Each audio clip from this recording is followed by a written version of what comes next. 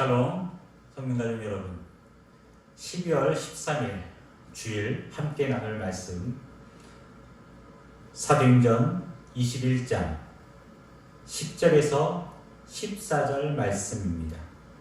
신약 224페이지입니다.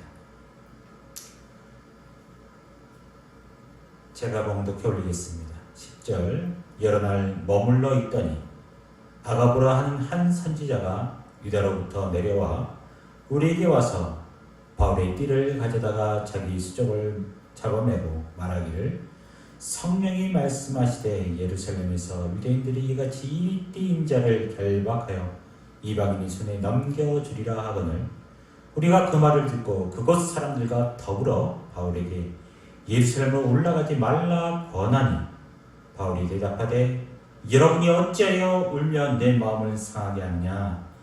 나는 주 예수의 이름을 위하여 결박당할 뿐 아니라 예루살렘에서 죽을 것도 각오하노라 하니, 그가 권함을 받지 아니하므로 우리가 주의 뜻대로 이루어지리라 하고 그쳤노라. 아멘. 오늘 함께 나눌 말씀의 제목은 아름다운 신앙의 사람 바울이라는 말씀을 가지고 제목으로 함께 말씀을 나누기 원합니다. 아름다운 사람 바울. 무엇이 아름답기에 우리에게 큰 울림이 있는가? 참 이 어려운 시기입니다. 오랜만에 친구들 통화를 한 적이 있습니다. 사업을 하는 친구도 있고요, 작은 가게를 하는 친구들도 있습니다. 근데 다 하는 말들이 너무 어렵다는 거예요. 힘들다는 겁니다. 그러면서 그 친구들도 얘기합니다. 교회도 힘들지. 교회도 힘들지. 물론 교회도 성도들과 함께 예배드리지 못한 이 현실, 이 코로나 현실을 지금까지 경험하지 못한 현실이 있기 때문에 상당히 힘들고 굉장히 생소하면서도 떨리고 두렵습니다. 하지만 거기에 안주하지 않고 우리는 우리의 방법대로 하나님께 나아가야 됩니다.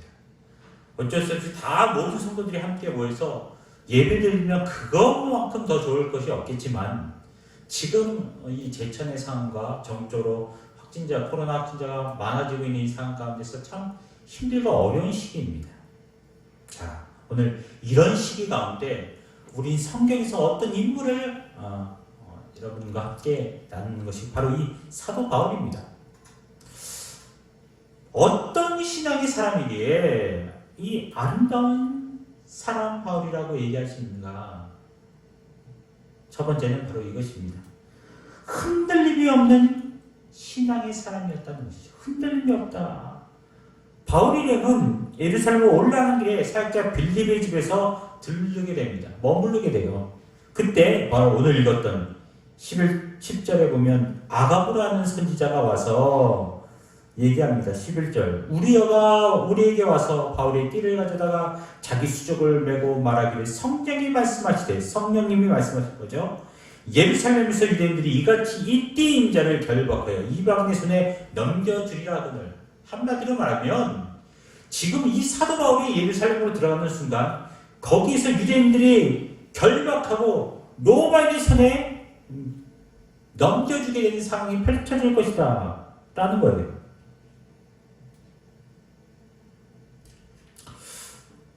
여러분이라는 이 성령님의 말씀이 선포됐습니다.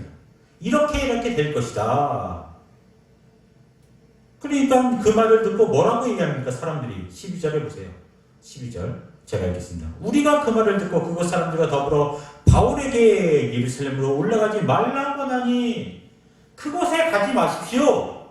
올라가지 마십시오. 당신이 결박당하고 이방인 로마인들에게 넘겨주게 되는 이 상황을 뻔히 알면서 어떻게 예루살렘으로 가십니까? 가지 마십시오. 여러분이라면 어떻습니까? 여러분의 인생 가운데 험난한 여정의 길이 놓여 있다고 생각하면 어떡하죠? 우리는 피해 가시거나 가지 마십시오. 당연히 사랑한다면 그런 얘기를 할 수 있을 것입니다. 충분히 이해가 됩니다. 그 상황 가운데 그렇게 얘기하는 사도 바울을 아끼는 심정으로 얘기했던 그들의 심정을 너무나 잘 알고 있습니다. 근데 사도 바울은 그 말을 듣는 것이 아니라 무엇을 얘기합니까? 하나님 하나님께서 나를 통해 이루고자 하시는 그 하나님의 뜻에 집중하고 있습니다. 주목하고 있어요.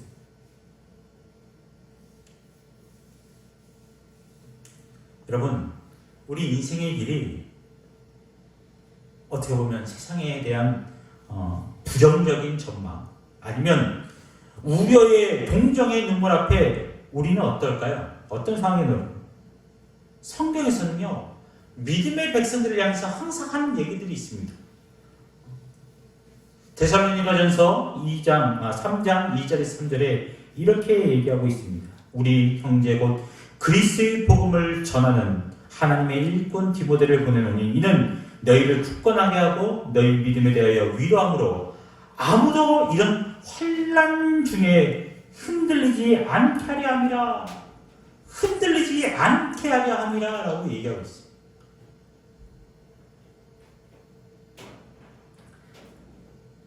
데살로니가 후서 2장 1절에서 2절에 보면 주의 날에 이르렀다 해서 쉽게 마음이 흔들리거나 두려워하지 말라라고 얘기하고 있습니다.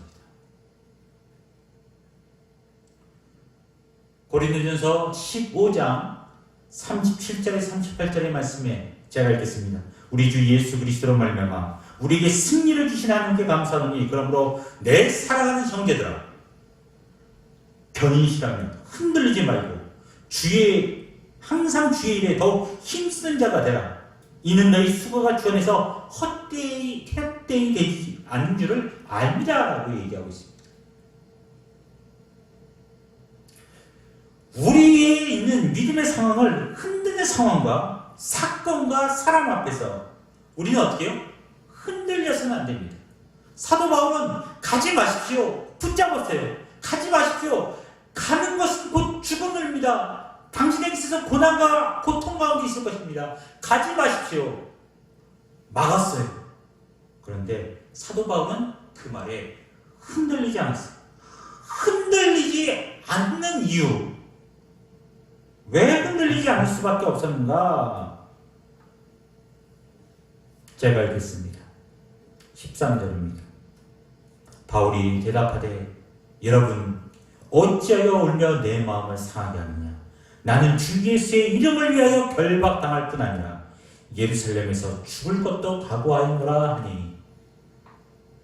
여러분, 이거 관심의 차이죠. 관점의 차이입니다.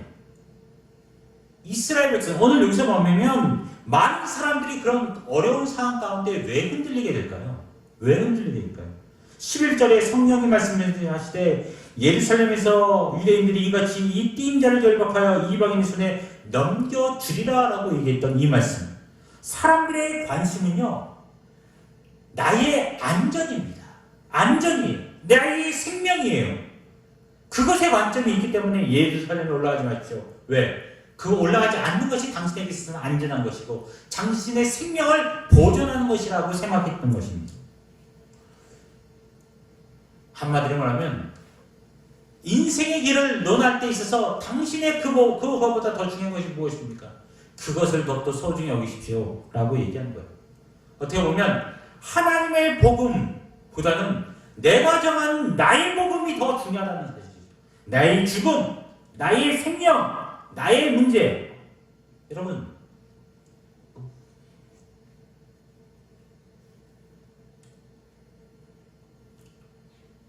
결국은 인생은 나의 소원, 나의 문제, 나의 상처에 집착한 나머지 어떻게 해요?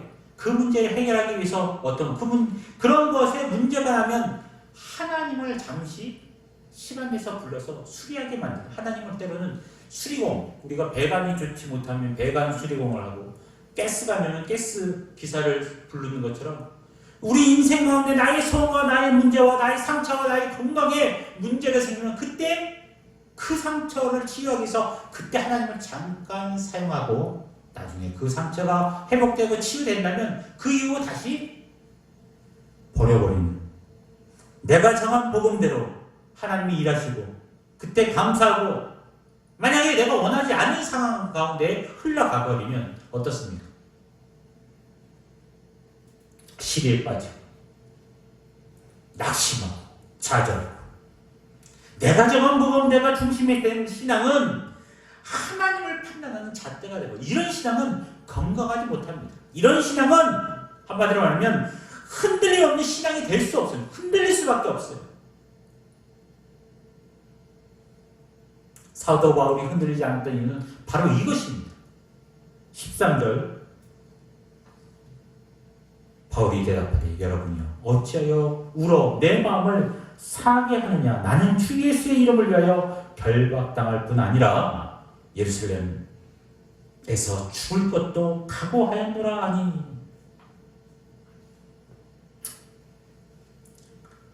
복음을 위해서 죽음도 각오했다라고 얘기하고 있습니다. 그의 미래에 대해서 불안해하지 않았습니다.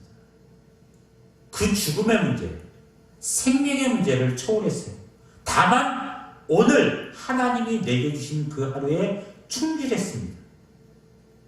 미래에 대해서 알고자 원한 것이 아닙니다. 그는 지금만큼 하나님이 나에게 원하시는 그 일을 위해서 나는 간다는 거예요. 미래는 몰라도 내가 오늘 하나님께서 나에게 맡겨진 그 직분들, 내게 맡겨진 그 충실한 오늘을 하나님의 말씀 안에 살려고 하는 그때 하나님께서 나의 인생을 책임져 준다는 확고한 믿음이 있었어요. 아가보는요 미래의 일을 볼 수 있었습니다. 미래를 알았지만 뭘 보지 못했어요? 하나님에 대한 하나님의 뜻을 알지 못했어요. 사도 바울이 예루살렘을 통해서 로마로 끌려갈까 하나님의 로마에서도 복음을 전한다는 그 하나님의 계획은 아가보는 이해하지 못했습니다. 바울은요 미래는 몰랐어요. 앞으로 묶여서 끌려갈 것이다 라는 것은 몰랐지만 뭐예요? 하나님의 뜻은 그런 사역, 예루살렘을 통해서 하나님의 뜻은 이루어질 것이라는 그 믿음 안에 살았습니다. 저는 오늘 사도 바울이 흔들리지 않는 믿음의 사람이었다는 그 사실을 통해서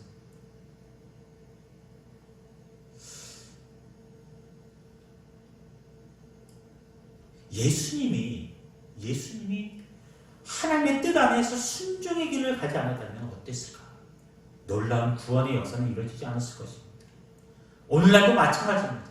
오늘날도 우리 믿음의 사람들이 하나님의 뜻대로 사는 삶과 뜻대로 살지 않는 사람, 흔들리는 삶과 흔들리는 믿음의 신앙과 흔들리지 않는 믿음의 신앙의 삶을 살아가는 사람과의 그 차이는 극명하게 나눠질 것인데 우리 오늘 이 말씀을 듣는 사랑하는 성령교회 믿음의 성도들은 어떻습니까?